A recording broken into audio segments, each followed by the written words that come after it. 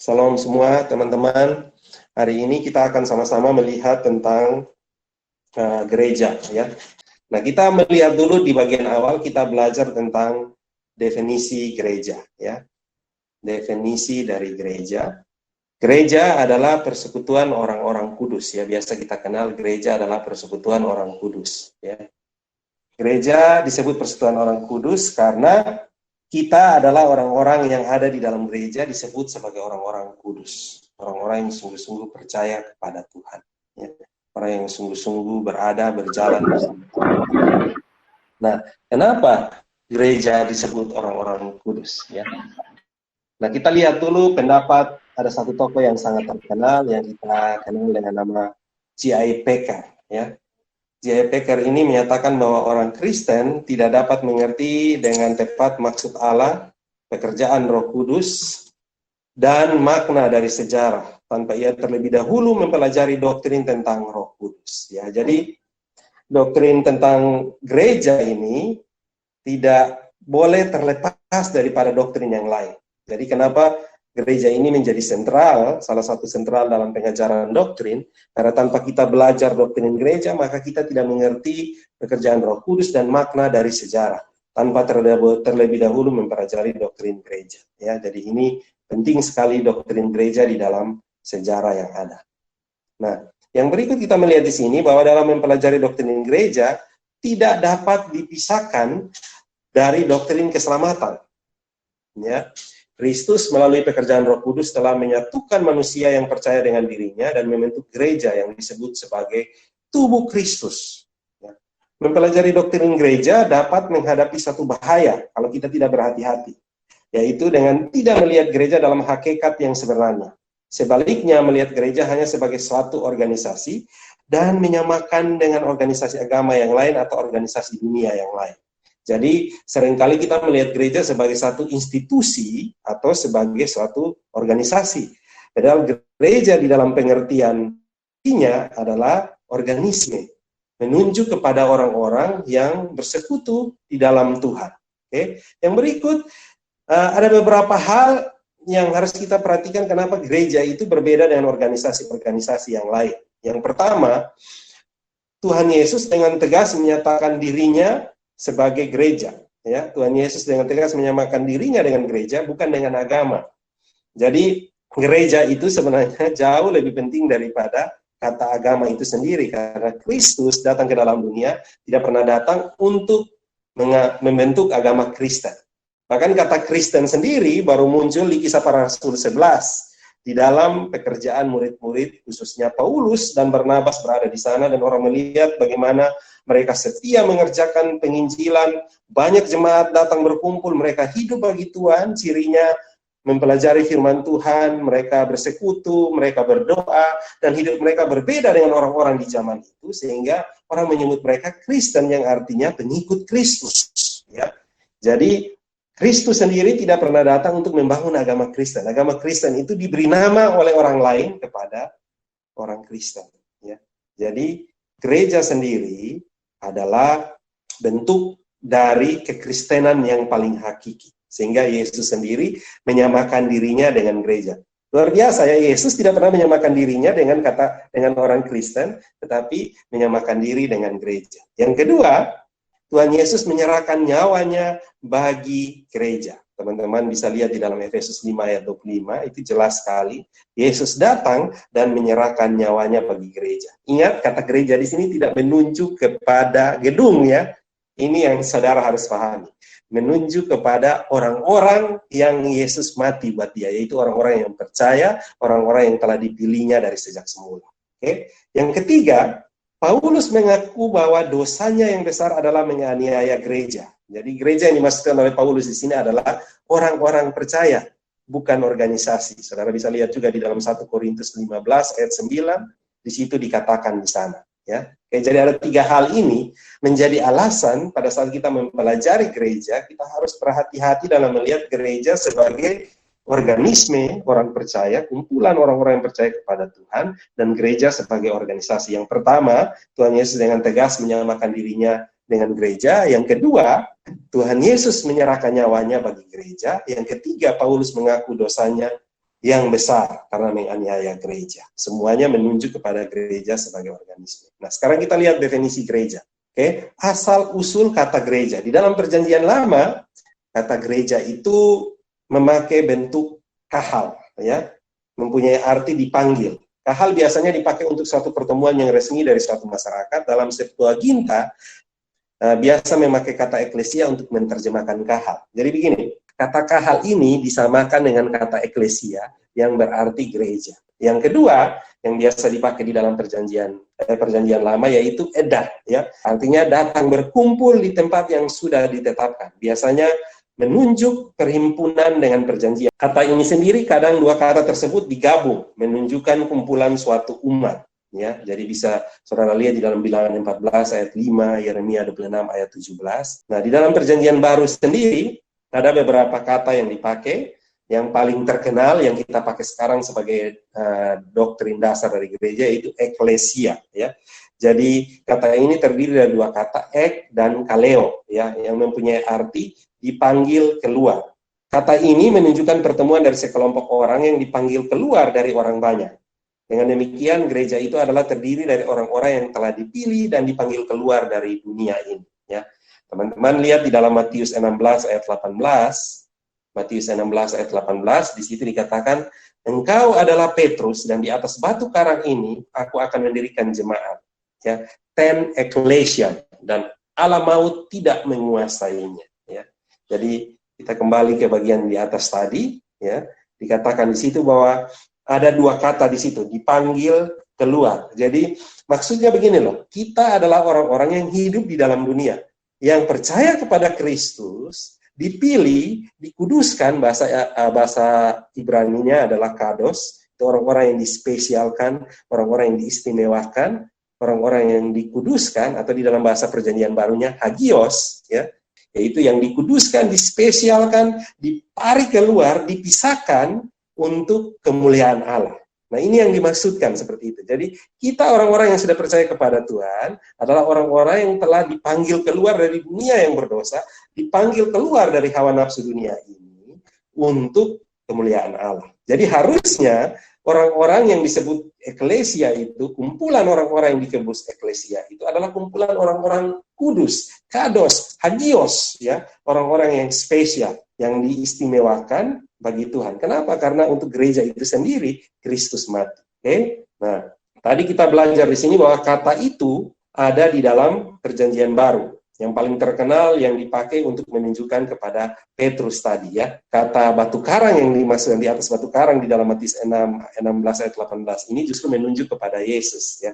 Karena Petra itu menunjuk kepada batu yang kecil, ya. Bagian di dalam Perjanjian Baru ini yang kita lihat di situ, eklesia dipakai 144 kali, ya, dalam PB. Jadi kata eklesia ini bukan kata yang jarang dipakai, tetapi dipakai, ya. Nah, hanya 3 kali dipakai di dalam Injil, ya. Nah, 111 kali dipakai di dalam surat-surat. Injil tadi dimuncul yang tadi itu, kita tidak lihat tadi, Matius 16 ayat 18, Matius 18 ayat 17. Dan digunakan secara teknis untuk menunjukkan non-teknis dari pengertian suatu jemaat Yahudi. Nah, ini menolong kita, kenapa kata eklesia tidak muncul begitu banyak di dalam kitab-kitab Injil. Karena Kristus sendiri mengatakan bahwa setelah peristiwa kenaikan sebagaimana dicatat dalam Kisah Para Rasul, disitulah baru gereja secara khusus mulai didirikan, berjalan dan tertulis, ya. Makanya kenapa lebih banyak muncul di dalam tulisan-tulisan Paulus dan rasul-rasul daripada di dalam Injil. Karena di dalam Injil Kristus datang, dan setelah dia mati, Roh Kudusnya datang, disitulah gereja mulai berjalan. Nah, bagaimana dengan kata Perjanjian Baru ini, ya? Nah, kata di dalam Perjanjian Baru ada juga kata yang dipakai, yaitu kata sinagog, ya. Yang berikut yang dipakai adalah kata sinagog, terdiri dari kata sun dan ago yang mempunyai arti berkumpul atau datang bersama, ya. Kata sinagog ini dipakai untuk menunjukkan perhimpunan untuk kepentingan agama. Juga dapat dipakai untuk menunjukkan tempat di mana orang berbakti atau berhimpun. Jadi tidak tahu kapan muncul awalnya sinagog ini, tetapi sinagog ini menunjuk kepada rumah ibadat orang Yahudi. Nah, kalau teman-teman baca Kisah Para Rasul, Paulus kalau pergi ke satu kota, dia akan selalu memulai dari rumah ibadat. Saudara jangan berpikir bahwa rumah ibadat itu adalah gereja. Zaman itu gereja tidak punya gedung, saudara, karena gereja baru dirintis. Ya. Selalu dipakai kata rumah ibadat itu sebenarnya menunjuk kepada sinagog. Kenapa? Karena Paulus menyadari bahwa apa yang diperintahkan oleh Tuhan, bahwa keselamatan dimulai dari Yudea, Samaria, sampai ke ujung dunia. Dan Paulus selalu memulai dari orang Yahudi. Orang-orang Yahudi atau orang-orang yang menganut Yudaisme, Paulus masuk ke rumah-rumah ibadat itu dan mulai memberitakan firman Tuhan di sana. Dan kalau di sana mereka tidak bertobat, maka Paulus akan mengebaskan debu kakinya dan dia pergi ke bangsa-bangsa lain. Jadi saudara, Paulus selalu mengikuti arahan firman Tuhan tersebut. Jadi gereja pada mulanya sama sekali tidak ada pengertian gedung. Ini yang harus kita pahami ya. Selalu menunjuk kepada organisme atau kepada orang. Ya. Kenapa gedung itu muncul? Salah satunya juga adalah menurut tradisi kemungkinan meniru adanya sinagog ini. Mana dengan pengertian church atau gereja yang kita punya sekarang? Nah, kata church itu berhubungan dengan kata Scottish ya. Scottish ini orang Skotlandia ya. Bahasa Skotlandia yang artinya kirk dan kata kirch yang berasal dari Jerman ya. Nah, semuanya ini berasal dari kata Yunani yang dari kata kuriakon ya. Bentuk adjektif netral dari kata kurios atau lord ya, yang berarti milik Tuhan.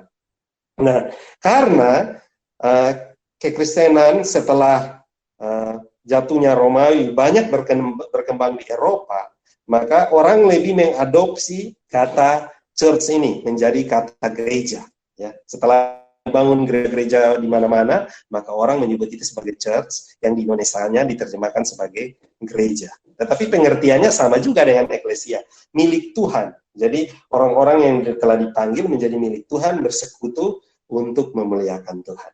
Kira-kira seperti itu ya. Jadi kalian bisa lihat di sini asal mula dari pengertian-pengertian kata ini ya.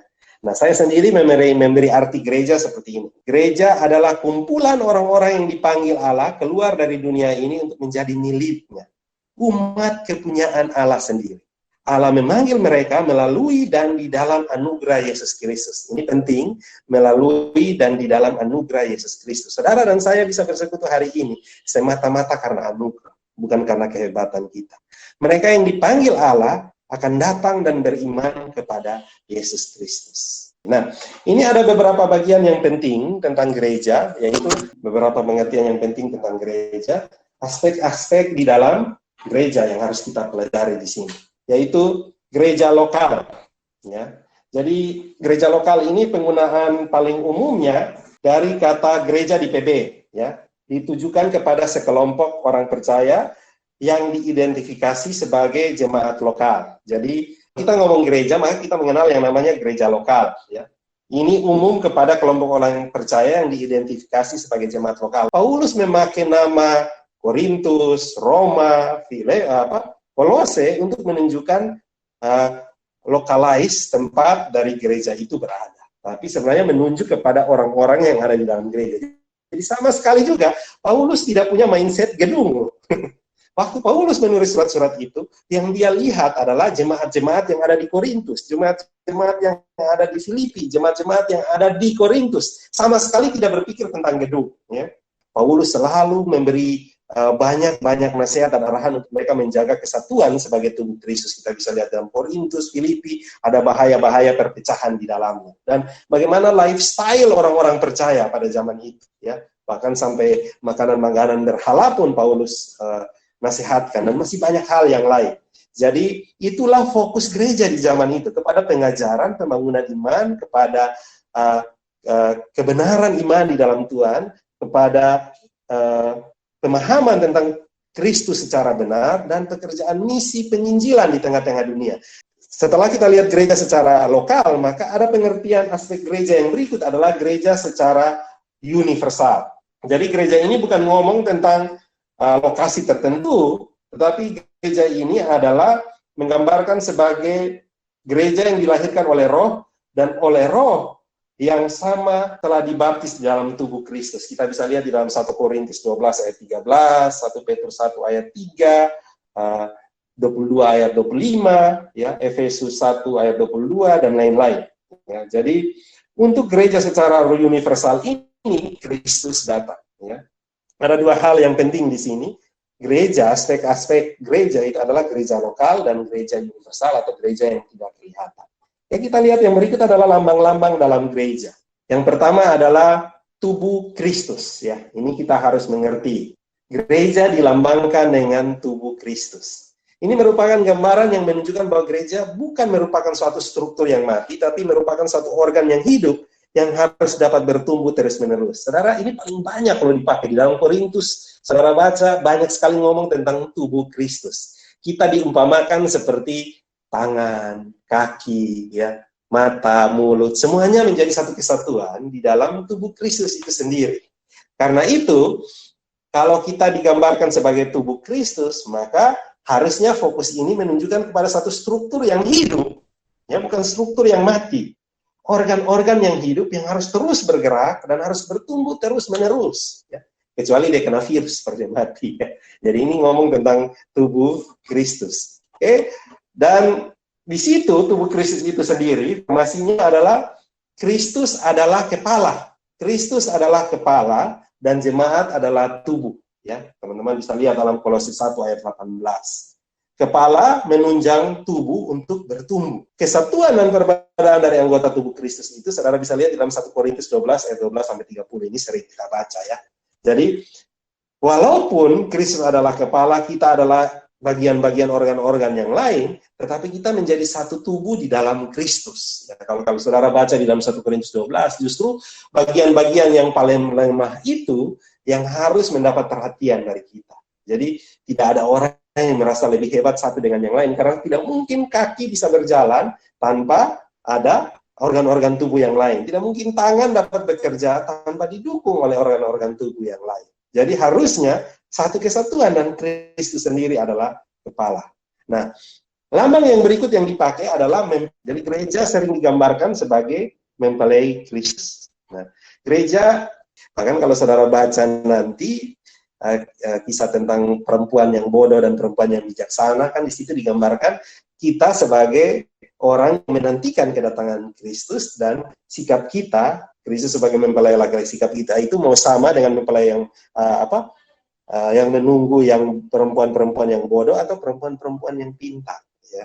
Jadi ini gambaran yang sering muncul di dalam Alkitab. Jadi saudara bisa baca itu dalam Efesus 5 ayat 31-32, Wahyu 19 ayat 7, ya. Bahkan ini dipakai di dalam konteks keluarga, ya. Seorang suami harus mengasihi istrinya seperti Kristus mengasihi jemaatnya. Kenapa? Karena suami sebagai kepala keluarga dilambangkan sebagai Kristus yang mengasihi jemaatnya. Sedangkan jemaat harus mengasihi Kristus sama seperti seorang mempelai wanita yang mengasihi suaminya. Kira-kira begitu ya. Setiap orang yang percaya kepada Tuhan, Roh Allah bersemayam di dalam dirinya.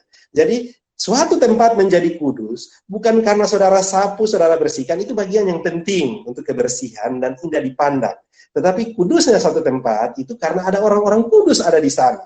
Jadi, saudara yang kudus, yang menjaga kemuliaan hidup saudara, tidak bercacat dan kudus, berkumpul bersama-sama, maka saudara sebagai orang yang disebut eklesia itu sendiri. Jadi, jangan salah dimengerti ya. Jadi buat saya, ngapain saudara sibuk-sibuk menjaga penghormatan terhadap satu tempat pada saat saudara sendiri tidak menjaga kekudusan hidup saudara. Karena itulah tuntunan dari gereja yang sebenarnya. Ya. Kita melihat pengertian gereja secara kelihatan dan yang tidak kelihatan itu. Ya. Nah, gereja Tuhan di satu sisi disebut gereja yang kelihatan, sedangkan yang di sisi lain disebut sebagai gereja yang tidak kelihatan. Bukan berarti bahwa ada dua gereja yang berbeda, tetapi pada dua aspek dari satu gereja itu. Nah, saudara lihat di sini, gereja yang tidak kelihatan sering disebut sebagai gereja yang universal, atau katolik. Ya. Kata ini berarti gereja yang tidak kelihatan, dipakai untuk menunjukkan kepada gereja Tuhan yang benar, yang sejati, tidak terbatas, atau dibatasi oleh ruang dan waktu. Gereja ini disebut tidak kelihatan karena ditekankan adalah kerohanian, kesatuan orang percaya dengan Kristus. Jadi, sebagai gereja yang tidak kelihatan, harusnya penekanannya kepada kerohanian, pertumbuhan iman, kesatuan orang percaya, dan dengan Kristus. Ya. Ini sebagai gereja yang tidak kelihatan. Nah, sedangkan gereja yang kelihatan adalah satu bentuk yang kelihatan dari gereja yang tidak kelihatan. Gereja yang kelihatan biasanya disebut gereja lokal, yang memiliki anggota dan tempat untuk beribadah. Ya. Jadi, saudara harus menyadari bahwa pada saat saudara beribadat, saudara juga bagian dari gereja yang tidak kelihatan. Ini bukan pengertian yang sangat mistis sekali, tetapi bisa dimengerti oleh logika bahwa pada saat saudara beribadat, di sepanjang sejarah dan di sepanjang waktu, bahkan saat yang sama saudara beribadat, ada teman-teman saudara yang beribadah di tempat lain, dan saudara tidak tahu itu, maka itu disebut dengan gereja yang tidak kelihatan. Nah, ada orang-orang yang termasuk di dalam gereja yang tidak kelihatan, namun tidak pernah menjadi anggota gereja lokal. Contohnya, ya, misalnya orang yang percaya dalam PL, atau orang yang belum mempunyai keanggotaan gereja. Dan ada orang yang merupakan anggota gereja lokal, tetapi bukan termasuk gereja yang tidak kelihatan, ya, Kristen KTP. Yang dua di atas baik ya, yang di bawah ini pengertian negatifnya ya. Jadi kalau saudara, jadi begini loh, saya mau jelaskan secara sederhana. Kalau saudara ikut gereja, tapi saudara bukan orang Kristen yang sungguh-sungguh, saudara cuma bagian dari gereja secara gedung, tapi saudara bukan bagian dari gereja yang tidak kelihatan. Ngerti maksudnya? Karena gereja yang tidak kelihatan, Kristus adalah kepalanya, dan kita semua di dalamnya sebagai anggotanya. Tapi kalau saudara tidak sungguh-sungguh lahir baru dan percaya kepada Tuhan, saudara cuma Kristen KTP, maka saudara hanya menjadi anggota gereja secara gedung, organisasinya. Saudara tidak bagian dari organisme itu. Nah, kita lihat beberapa sifat dan fungsi gereja. Ya. Gereja sebagai satu kesatuan atau unity. Ya. Gereja adalah satu di dalam roh, memberitakan satu firman, dan berbakti kepada satu Allah. Kalau saudara baca di Efesus, satu baptisan, satu ini, satu itu, ada banyak sekali yang dikatakan di dalam Efesus itu. Ya. Kesatuan, unity, kudus, holy. Ya. Jadi, status gereja telah disucikan oleh darah Kristus, dan masuk di dalam ikatan perjanjian yang baru. Gereja juga dipanggil untuk hidup kudus sesuai dengan statusnya. Jadi, gereja yang benar itu adalah yang telah disisihkan oleh darah Kristus dan masuk di dalam ikatan perjanjian yang baru. Ini sama sekali tidak akan ada hubungannya dengan gedung. Saudara mau siram gedung dengan apapun juga. Bukan, ini ngomong tentang gereja sebagai organisme itu. Gereja ini juga dipanggil untuk hidup kudus sesuai dengan statusnya. Status gereja yang telah disucikan ini betul-betul harus hidup kudus. Itu yang penting, saudara. Karena ada dua hal yang sangat penting di sini, ngomong tentang kesatuan dan holy, ya. Terus ada hal lain juga yang menjadi penekanan di situ adalah ya. Jadi gereja ini tidak dibatasi oleh kebangsaan atau negara, sebab Tuhan Yesus Kristus adalah Tuhan umat manusia. Maka gereja tentunya menyangkut seluruh dunia atau bersifat universal. Ada juga pengertian yang lain, gereja yang apostolik, ya. Ini menunjukkan pada kesetiaan gereja di dalam pemberitaannya dan di dalam kehidupan yang berdasarkan kebenaran yang disampaikan oleh para rasul seperti yang tercatat di dalam Alkitab, ya. Jadi kesetiaan gereja di dalam pemberitaan. Jadi gereja yang apostolik selain dia harus menjaga unity, dia harus kudus, dia harus ya. Dia harus universal, dia harus apostolik juga. Kenapa? Dia harus menjaga pengajaran yang benar, dan dia harus memberitakan kebenaran itu yang tercatat di dalam Alkitab itu kepada dunia. Ini makna apostolik, sifat-sifat apostolik yang ada di dalam gereja. Jadi kalau gereja itu berhenti memberitakan kebenaran yang benar, memberitakan firman Tuhan yang benar, bukan yang sesat, dan tidak memberitakan firman Tuhan itu kepada dunia ini, maka gereja itu sebenarnya sudah menyalahi sifat-sifat daripada gereja itu sendiri. Ya. Ini ada hubungannya dengan apostolik tadi. Gereja itu juga harus menjadi gereja yang betul-betul memberitakan firman Tuhan. Makanya kenapa kita sekarang ngomong tentang misi. Ada Great Commission, ya, ada amanat agung yang Tuhan percayakan kepada kita untuk memberitakan berita itu. Yang berikut kita lihat fungsi dari gereja. Ya. Tadi kita sudah lihat sifat-sifat gereja, fungsi dari gereja. Jadi gereja melakukan yang namanya ibadat, kebaktian, worship, bahasanya disebut dengan latreia. Ada yang disebut dengan proskuneo, ya. Latreia ini adalah penyembahan kepada Tuhan. Terus melakukan persekutuan, ya. Fellowship, ya. Melakukan pemuridan, kesaksian, witness, ya. Jadi kalau di dalam gereja-gereja tradisional kayak kita dikenal dengan namanya diakonia, ya, pelayanan kepada orang-orang yang membutuhkan, ada marturia, pemberitaan Injil, ya, ada koinonia, dan yang lain. Ada 4 hal itu saja yang menjadi penekanan. Nah, di sini saya tambahkan pemuridan. Kenapa? Ini bagian yang penting yang sebenarnya hilang di dalam gereja sekarang dan mulai disadari di masa-masa pandemi ini, yaitu bahwa pemuridan itu sangat-sangat penting dan menjadi bagian yang sebenarnya diminta oleh Tuhan. Karena tidak mungkin orang menjadi murid tanpa lebih dahulu diinjil. Kita lihat bagian yang terakhir dari doktrin gereja ini. Yang pertama, jadi kita harus belajar untuk tidak menjelek-jelekan denominasi yang lain. Ya. Ini bagian yang penting, teman-teman, karena kalau kita sebagai tubuh Kristus, berhentilah menjelek-jelekan denominasi yang lain. Justru kita harus berdoa buat mereka. Karena kalau sebagai tubuh Kristus, bagian-bagian yang paling lemah, kita harus mendukung, kita harus menolong. Ya. Nah, ini berbeda dengan pengajaran yang salah. Ya. Saya tidak katakan bahwa pengajaran yang salah tidak boleh ditegur. Kita perlu meluruskan pengajaran-pengajaran yang salah, tetapi dengan cara-cara yang etis dan beradab. Ya. Yang kedua, kita harus terbuka untuk kerjasama antar interdenominasi. Ya. Kenapa? Karena saudara mau marah atau saudara mau tolak pun juga, interdenominasi ada sekarang.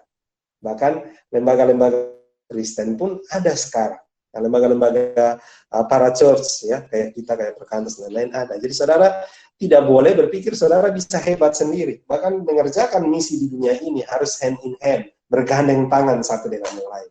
Itulah yang dimaksudkan dengan konteks tubuh Kristus sekarang. Masing-masing merasa sebagai bagian dari tubuh Kristus dan Kristus sebagai kepala. Ya. Terus kita harus bersungguh-sungguh belajar Alkitab untuk memahami ajaran yang benar. Jadi, kalau saudara semakin memahami ajaran yang benar, saudara tidak menjadi agen pemecah belah di dalam gereja. Semakin kita bertumbuh di dalam ajaran yang benar, maka kita bisa menjadi berkat bagi gereja kita. Jadi kalau orang-orang yang sudah bertumbuh dalam Kristus bukan bertanya lagi, apa yang saya bisa dapat dari gereja ini? Kalau saudara bertanya apa yang diberikan oleh gereja itu, saudara bertanya pada diri saudara sendiri. Yang berikut, terbuka untuk memperbaharui diri demi kesatuan. Nah, keadaan, kadang kondisi membawa kita harus merubah banyak pemahaman-pemahaman kita yang bukan prinsip untuk kita menjaga kesatuan dan pekerjaan Tuhan melalui gereja-gereja yang ada. Nah, saudara dan saya adalah gereja. Makanya lagu sekolah minggu itu paling bagus ya. Aku gereja, kamu gereja. Ya. Terus, bukalah pintunya, lihat di dalamnya gereja. Adalah orangnya. Gereja bukan gedungnya, tapi orangnya. Kita belajar dari sekolah minggu dari hal itu.